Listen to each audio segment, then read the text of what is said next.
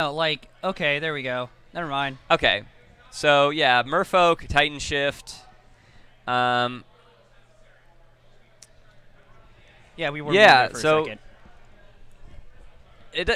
The thing about Titanshift is every Titanshift deck at its core is the same. Yes. But they have flex spots, and these flex spots can be usually left for more interaction. Yes.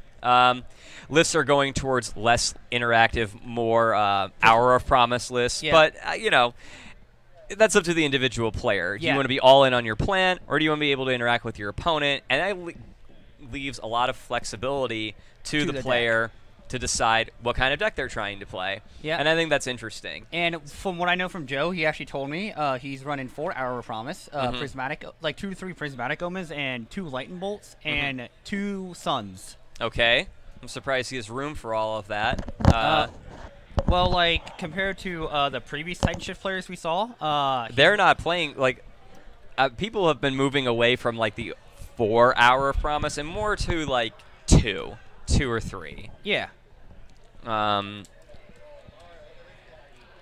We'll see. Oh, yeah, most definitely. Okay, so we got Fetch. I think we're shocking here. And we're suspending a Search for Tomorrow. I see another Search for Tomorrow in his hand. Yep, some lands. always good. We're off to the races. What we got from the Merfolk player? We got an island and a Curse Catcher. Okay. That can be relevant. That's awkward.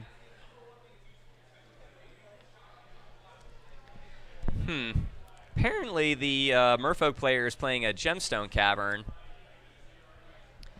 That's an interesting... Yeah. I think we saw that last week. No, it's just a Mutavault. Okay. Spreading Seas on the Valakut. Good play. Yep, seems good. Yep.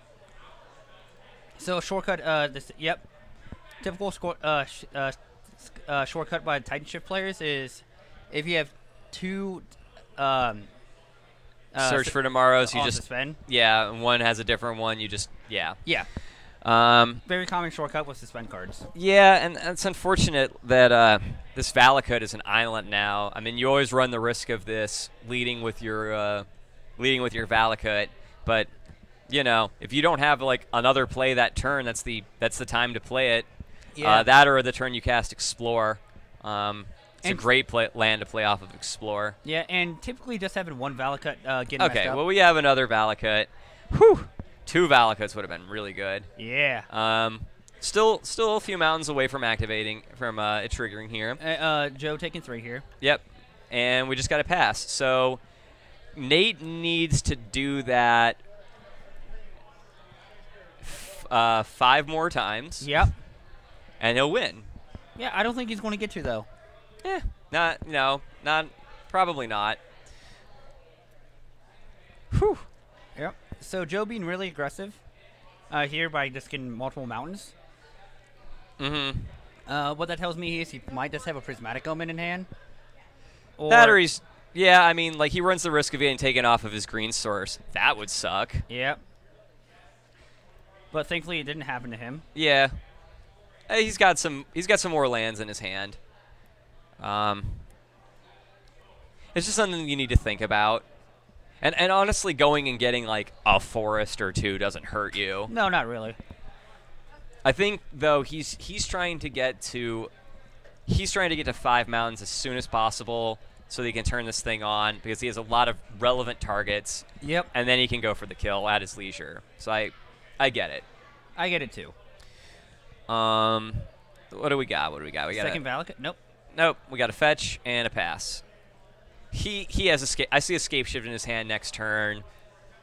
Yeah.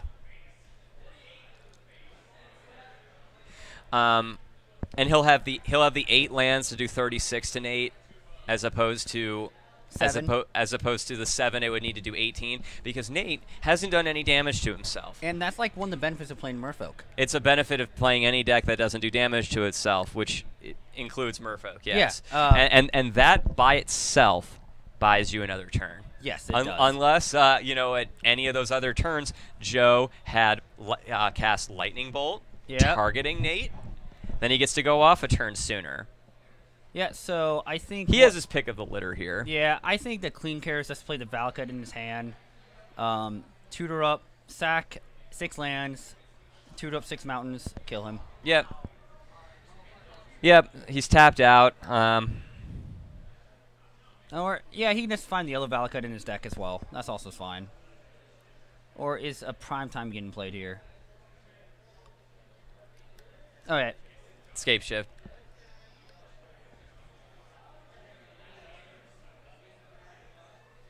So sack 7.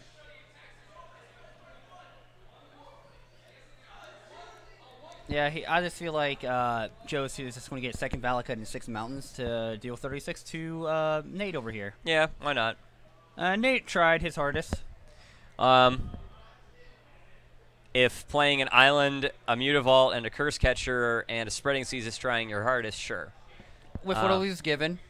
he did the best with the options that he had available to him. Yep. And yeah, we're gonna go to game 2. Yeah, that was pretty quick. Fastest game we had today so far. As it should be. So Merfolk. Merfolk's a deck that, you know, waxes and wanes. It comes in and out of the meta. Yep, I agree with that one. People who are on this deck are about it. Yep. It has a cult following, some might say. Like, you play Merfolk because you want to play some Merfolk. Yeah, you want to play mono blue aggro. Yeah. Merfolk feels more like a green-white deck than a blue deck. All right. In that, like, you have lords that give land walk. That's kind of a green thing. You have like this 2/1 with pro red. Yeah. That makes tokens. That's a white card. Yeah. So the mana disruption's kind of like a green. It's kind of like. Or the white effect. What? The mana disruption isn't that like more white still with like silence effects and taxing effects. Or red because it's stone. Like it feels like Stone Rain. I think blue has. It's interesting. Blue has like, it has a niche. All right. Which is like, Seas Claim and Spreading Seas, like turning the thing into an island. All right. I mean, like it's land disruption, but it's doing it in a very blue way. Oh yeah, most definitely. So like it's obvious. So it's on. It's something that like the color doesn't get to do otherwise, but it feels fine. Oh so, yeah. Out of Ixalan. Oh yeah, we got Merfolk. We got green. Merfolk is one of the tribes. It's one of the 4 tribes. You've got green, blue Merfolk, and what's interesting here is that green seems to be the primary color, not the secondary. That's kind of strange for me personally. In the past, we've had white, blue Merfolk, but always the primary was blue. And here the primary seems to be green. They feel more like the elves of Ixalan. All right. I've seen Merfolk in trees. Really? Yeah. They're all about the jungles, the rivers. They're kind of like the peacekeepers, the watchers of the wild. Yeah.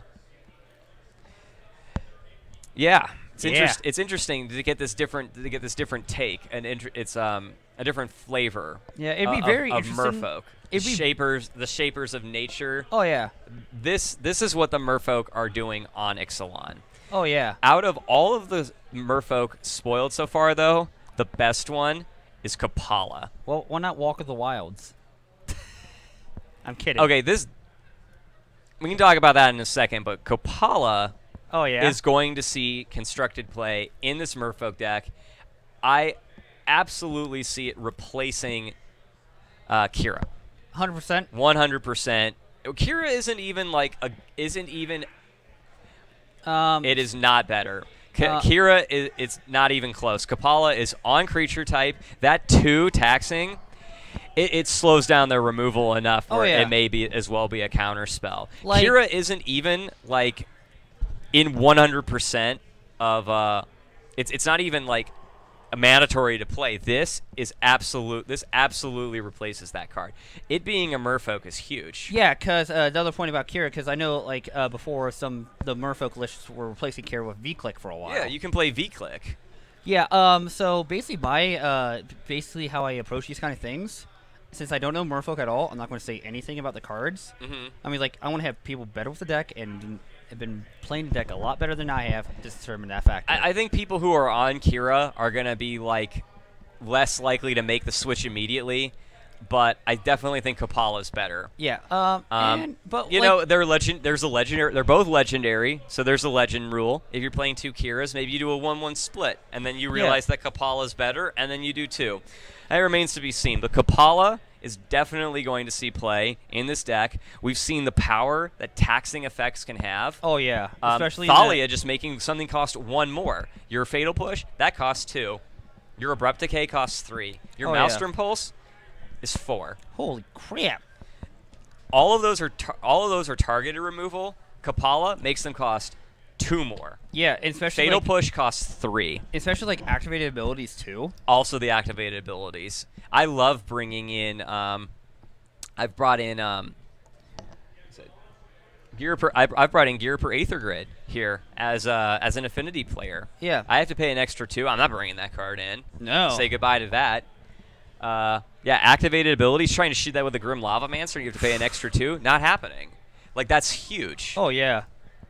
That extra 2 is effectively countering it. It's slowing down your opponent's ability to interact. And great, like they can still they can pay more for it, but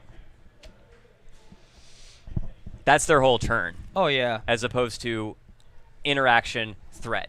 All right, so we've got a Curse Catcher, second land, Steve. Yeah, I think Nate missed a land drop. This is now his turn 3. This is his turn 3. Okay, better late than never. We're gonna get a block here out of Steve. That's what it's for. And then hopefully Joe gonna shortcut this with the search for coming off the spin. All right, cool. Yep. I actually saw a Titanshift player not do that once. Now I actually got tilted. They're just being thorough. Like when you shortcut, you do leave up. You do leave. There is like an error. There are errors. You're really leaving room for error, and when you don't shortcut, there is no room for error. So I don't know. I would like to see a second green source out of Joe. He might have one in hand. Yeah, but it's like a Stomping Ground or a Cinderglade. Like that's an ideal target for a Spreading Seas. I don't know. Not that if you get the second forest, like I would totally Spreading Seas like a forest. It just makes it like, oh, you have a non-basic land, I'll do that one. Yeah, like because the Titanshift deck needs the green sources to cast the cards. And it's like I think if the deck is a green deck that plays a lot of mountains. Yep. All it's right. basically mono green mountains. Some versions don't play like right after Hour of Devastation came out with Hour of Promise. Yeah. Like there were lists running around that had absolutely no main deck interaction. Yeah. And I think we've scaled back from that in the number of Hour of Promises, in the amount of ramp, and people have at least reincorporated Lightning Bolt into the strategy. I like ones that are a little bit more interactive than that. I think you want like 6 to 8 interactive cards. But those are, those are up in the air. Oh, yeah, most definitely. So Joe has 4 mountains. He has a Stomp Ground in hand and a Farseek, so he can start activating the Valakut next turn and start shooting down the creatures. Yeah, or he can just play this Titan. I didn't see the Titan. he has the Titan. So we're gonna see a Titan. We're gonna see a Titan next turn, unless Nate can interact with that in some way. Maybe a Spreading Seas. Well, Spreading Seas will take him off of the Valakut, but that just delays the inevitable. I think we need a Unified Will. Yeah, Unified Will. Unified Will is a card out of the Merfolk sideboards that I like. It's a colorless and a blue. So we've got the Spreading Seas, which you take him off of the green. Yep, I like that. If Joe doesn't have like another green source, he can't cast this Titan. It's the correct play. Did Nate draw a card off of Spreading Seas? But Unify Will is something that I like out of the Merfolk decks because it can counter any spell. Yeah. Oh yeah. As long as you have more creatures, which he clearly does. Okay, we're taking 2 and we're casting Titan. Oh yeah. So Nate had to make a decision there between stopping between casting the Spreading Seas on the Valakut or taking Joe off of double green. I agree with his choice to take him off double green because, like, the Valakut, he has more of those. He can search more out. It's just delaying the inevitable. We're getting Mountain, so we're going to get 2 triggers and wipe Nate's board. Yep, whiteboard. Okay, I guess I like that. That's fine. He doesn't care about the curse catcher. He doesn't care about the curse catcher Because like he has enough mana to pay for the. And he can block. Like it's not like, well, it's not. He's not going to attack with the curse catcher. And even if he plays another lord here, great. Joe can just kill that too. Yeah.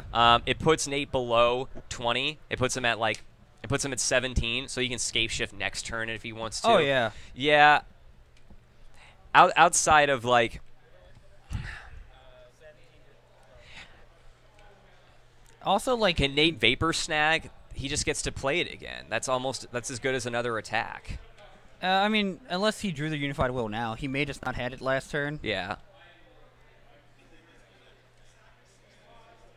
All right, draw step. I like the draw step effect. I feel like it's a V click. V click. See, so there is. Like, there you go. There's the V-click. Is Nate playing Kira main? Is it a 1-1 split? Who knows? If he's not, then I don't think he's going to have any issue with playing Kapala. So when it comes to, like, the Kapala-Kira debate, is we've seen what Kira can do. We haven't seen what Kapala can do. And trust me, making something cost 2 more, that's massive. I'm just saying. All right, I think we're going to see Joe finish the game here. He's getting 2 more Valakuts off of this attack. Yep. And then he has a Mountain. He has a Farseek. Yeah. Yeah. Just grab your lands, Joe. Okay. All right. We'll try and get another match for you guys. We're going to get another match. All right, guys. We'll be right back. I'll stay here. Zach, get this. So how are you guys doing today? But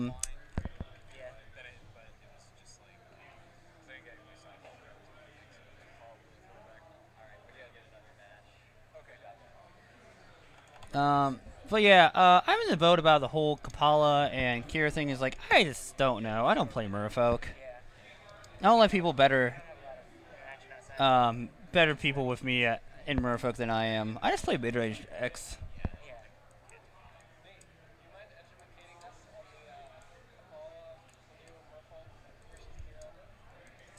Yeah. Yeah, so the stream runner right now is asking the Merfolk player. So, Phantasmal Image. Kapala.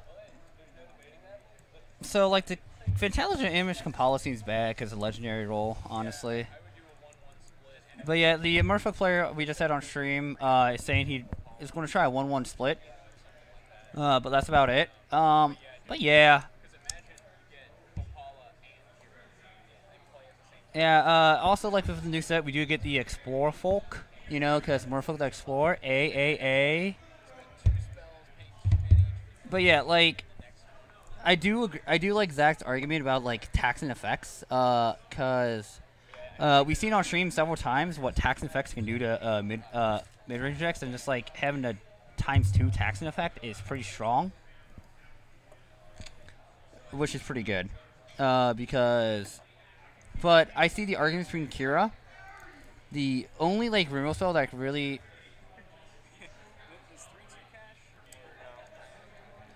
Yeah. Yeah, like Nate said, a 1-1 split. But like I said, my opinion, my side about that whole argument is just going to be let people better with the deck and then me decide and see what they say. I don't know.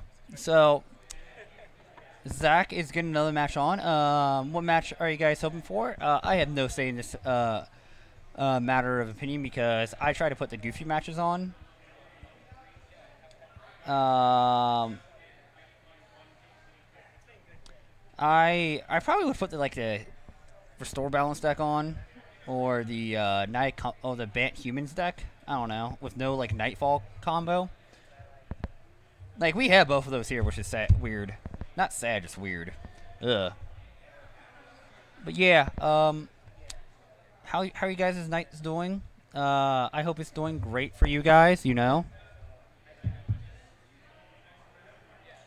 I really hope that these guys can hear me. I don't know, I'm just kind of ranting right now. It's great.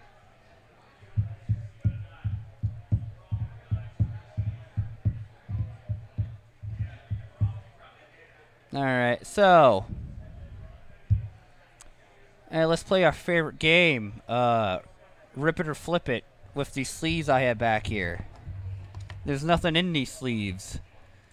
So let's do this. Nothing's going to get harmed. Yeah, I can't rip or sleeve, guys. I'm weak.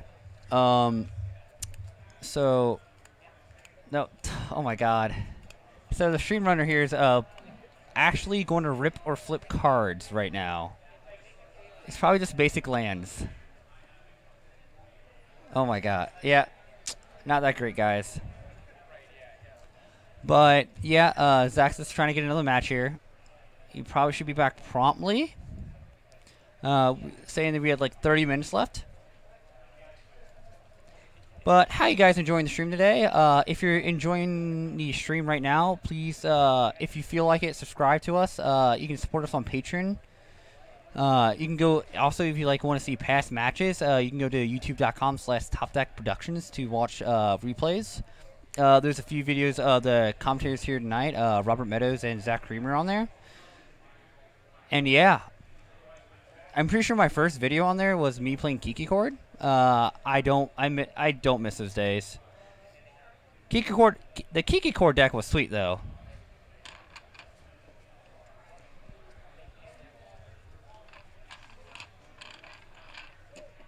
All right, so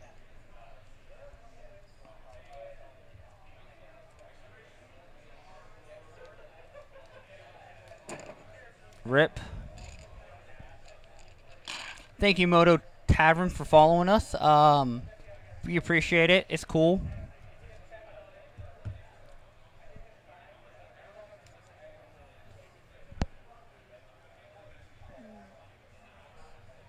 I don't know. So, huh? I don't know if he saw the match yet. I think he's still looking. Alright, so guys, we have like about 28 minutes left in the clock. Should be plenty of time for a game to get. It may just be an awkward moment for like people are sailing between games and not sideboarding that we can't find another match for you guys. It sucks. Zach is really trying his hardest. But if like 2-3 more minutes pass up without us finding a match, I think we're just going to wait till next round, till the last round. Sadly, Zach is going to be leaving us after this round. He does work third shift. So, I'll probably just pull someone that I know to do commentary with last round. So, what deck would you guys like for last round, saying? I can probably get anything you guys want on next round. You know?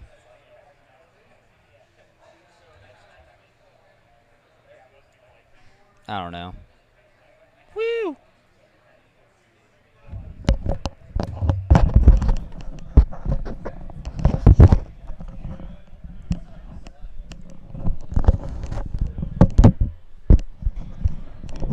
So, Zach said that there's currently no games. There's one potential game, and they're on game 2 right now. It's Control versus Company, so I have no idea. yeah, based on what I was just informed, we probably won't be able to get another match on. So we'll just try. I'll put it on the outro and Yeah, match. yeah, yeah. We probably can't get anything because like there's nothing really going on. Also, Demigod Control is pretty sweet because you just play Demigod of Revenge, which is cool. I love that card. I don't know why I do, but I do. It's like I did the flashback standard Moto Cube, and I got Scred like 2 times, which is great. All right, guys, we'll be back later. Hopefully, if we can get a backup match, we will. If not, see you around 5.